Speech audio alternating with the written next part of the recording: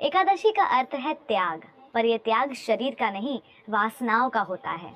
ये दिन है अनुशासन का, संयम का और सबसे ऊपर समर्पण का।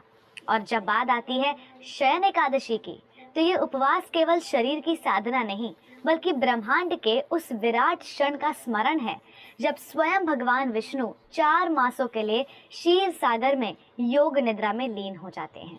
जैसे कोई राजा अपनी आंखें बंद कर सारा राज्य विश्वासी मंत्रियों को सौंप दे, वैसे ही श्रीहरि अपनी आंखें मूंद लेते हैं और सृष्टि की सारी आशाएं भक्तों के जागरण पर टिक जाती हैं।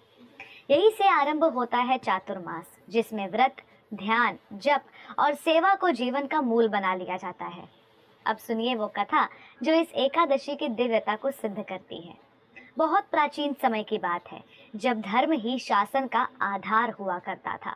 राजा मानधाता, सूर्यवंश के प्रतापी सम्राट, जिनका यश दिशाओं में फैल चुका था। उनका राज्य सुख, समृद्धि और धर्म का प्रतीक था। किंतु एक दिन नियति ने करवट ले ली। वर्षा थम गई, धरती दरकने लगी, अन्न उगना बंद हो गया, प्रजा भूख से व्याकुल हो उठी। राजा का हृदय जोर जोर से धड़कने लगा। वो असहाय महसूस करने लगे। उन्होंने विद्वानों से परामर्श किया, किंतु समाधान कहीं नहीं मिला। तभी उन्हें बताया गया कि गर्भगिरी पर्वत पर तपस्यारत है महर्षि अंगीरा, वहीं जाकर उनसे मार्गदर्शन लेना चाहिए। राजा मानधाता बिना देर किए वहां पहुंचे। उन्होंने हाथ जोड़कर प्रार्थना की, गुरुवर, मेरी प्रजा संकट में है, कृपा करके कोई उपाय बताइए जिससे ये कष्ट दूर हो।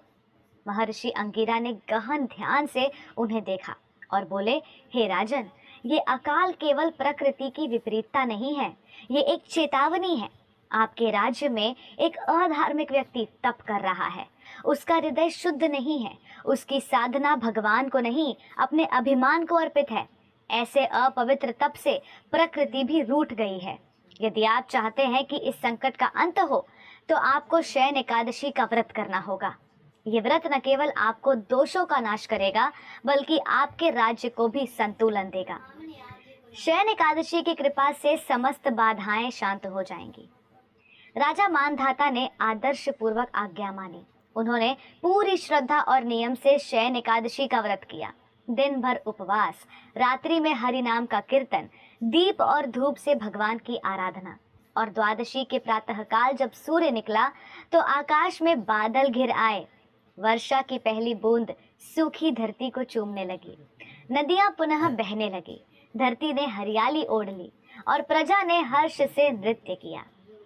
ऐसी है शयन एकादशी की महिमा। ये केवल व्रत नहीं, ये भगवान के साथ आत्मा का मौन संवाद है। जब भगवान योग निद्रा में जाते हैं, तो हमारी भक्ति ही उनका पहरा बन जाती है। हमारी आराधना ही उस सोई हुई दिव्यता को अलौकित करती है। शयन एकादशी हमें सिखाती है कि जब सृष्टि की डोर ढीली पड़ जाए, तब केवल भक्ति ही उसे थाम सकती है। तो आइए हम भी इस दिन को साधारण न माने, न केवल शरीर से उपवास करें, बल्कि मन से भी वासनाओं का त्याग करें।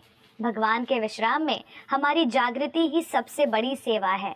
हर एक जप, हर एक ध्यान इस रात्रि को शुभ बनाता है। और जब भगवान निद्रा से जागें, तो पाएं कि उनके भक्त सच्चाई, भक्ति और प्रेम में लीन है। यही है शयन एकादशी का संदेश। धन्यवाद। हरे कृष्णा।